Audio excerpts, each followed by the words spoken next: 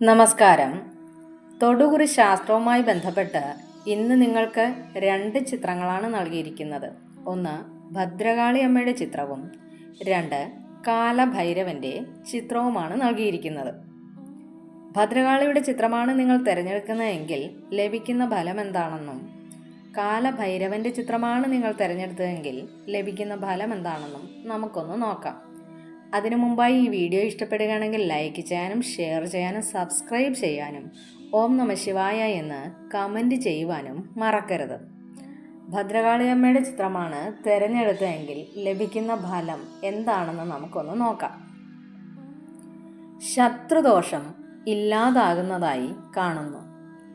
ഒളിഞ്ഞും തെളിഞ്ഞുമുള്ള ശത്രുക്കളുടെ ദോഷശക്തികളുടെ പ്രശ്നങ്ങളൊക്കെ ദേവിയുടെ കൃപയാൽ അകറ്റപ്പെടുന്നതായി കാണുന്നു. ഭയം മാറി ധൈര്യമൊക്കെ വർദ്ധിക്കുന്നതായിട്ടും കാണുന്നു. ജീവിതത്തിലെ അനാവശ്യ ഭയങ്ങൾ ഒഴിഞ്ഞു പോകുന്നു. ആത്മവിശ്വാസം ഉണ്ടാകുന്നു. കുടുംബ കലഹങ്ങളൊക്കെ ഇല്ലാതാകുന്നു.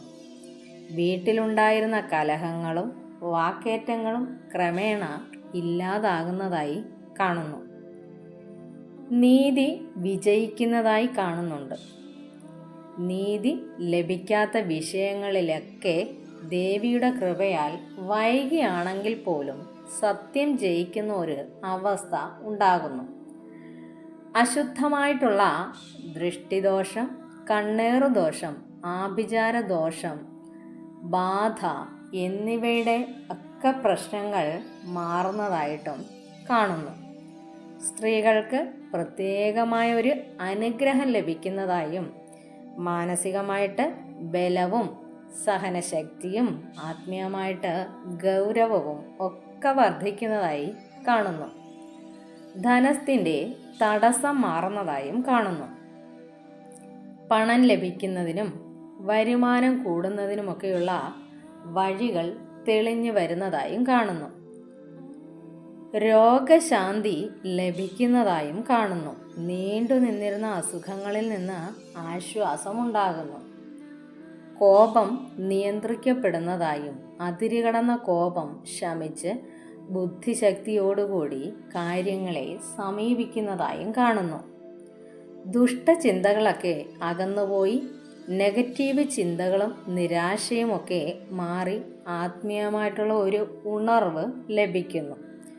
ദൈവവിശ്വാസം കൂടുതൽ ദൃഢമാകുന്നതായും കാണുന്നു. മക്കൾക്ക് സംരക്ഷണം ലഭിക്കുന്നു. ഭദ്രകാളിയമ്മ കുഞ്ഞുങ്ങളുടെ ആരോഗ്യത്തിലും പഠനത്തിലും പുരോഗതി കൈവരുന്നതിന് അനുഗ്രഹിക്കുന്നു. വിവാഹ തടസ്സങ്ങളൊക്കെ മാറിക്കിട്ടുന്നു. വൈകി വന്നിരുന്ന വിവാഹങ്ങൾക്കൊക്കെ വഴിയൊരുങ്ങുന്നതായും കാണുന്നു. നീതിക്കായി പോരാടുന്നവർക്ക് വിജയം, സത്യത്തിനായി നിലകൊള്ളുന്നവർക്ക് ലഭിക്കുന്നതായും കാണുന്നു. ദേവിയുടെ ശക്തമായ പിന്തുണ എല്ലാ കാര്യങ്ങളിലും ലഭിക്കുന്നതായും കാണുന്നു. ദേവിയുടെ പിന്തുണ കാരണം അനുഗ്രഹം കാരണം അപകടങ്ങളിൽ നിന്നൊക്കെ രക്ഷ നേടുന്ന അപ്രതീക്ഷിതമായിട്ടുള്ള അപകടങ്ങളിൽ നിന്ന് ദേവിയുടെ സംരക്ഷണം നമുക്ക് ലഭിക്കുന്നതായും കാണുന്നു. ജീവിതത്തിൽ നിയന്ത്രണം കൈവരുന്നതായും പ്രശ്നത്തിലായ കാര്യങ്ങൾക്കൊക്കെ ക്രമമായിട്ടുള്ള രീതിയിൽ പുരോഗതി ഉണ്ടാകുന്നതായിട്ടും കാണുന്നു. ഭൂത പ്രേത ഭയങ്ങളൊക്കെ മാറി മനസ്സിലുള്ള അദൃശ്യമായ ഭയമില്ലാതാകുകയും ദേവിയുടെ കൃപയുടെ പ്രവാഹം വർദ്ധിക്കുന്നതായും കാണുന്നു.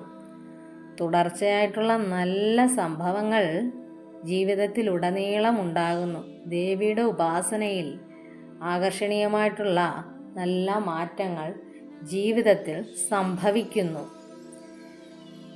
ശക്തിയുടെ പ്രതീകമായി ജീവിതത്തിൽ തെളിയുന്നു. ഞാൻ തകർന്നു പോകുന്നില്ല എന്ന ആത്മബലം വർദ്ധിക്കുന്നതായും കാണുന്നു. കാലഭൈരവൻ്റെ ചിത്രമാണ് നിങ്ങൾ തിരഞ്ഞെടുത്തതെങ്കിൽ ലഭിക്കുന്ന ഫലങ്ങൾ എന്തൊക്കെയാണെന്ന് നോക്കാം. കാലദോഷം ഇല്ലാതാകുകയും ശനി, രാഹു, കാല സർപ്പദോഷങ്ങളുടെ ബാധ കുറയുകയും ചെയ്യുന്നു. അപ്രതീക്ഷിത തടസ്സങ്ങൾ നീങ്ങുന്നതും കാര്യങ്ങൾ മുന്നോട്ടു പോകുന്നതായും കാണുന്നു. ഭാഗ്യചക്രം തിരിയുകയും ദുരിതകാലത്തിന് ശേഷം ഒരു നല്ല കാലം ആരംഭിക്കുന്നതായിട്ടും കാണുന്നു. ഭയം പൂർണ്ണമായി മാറുകയും മരണഭയം, പരാജയഭയം എന്നിവ അകന്നു പോകുന്നതായും കാണുന്നു.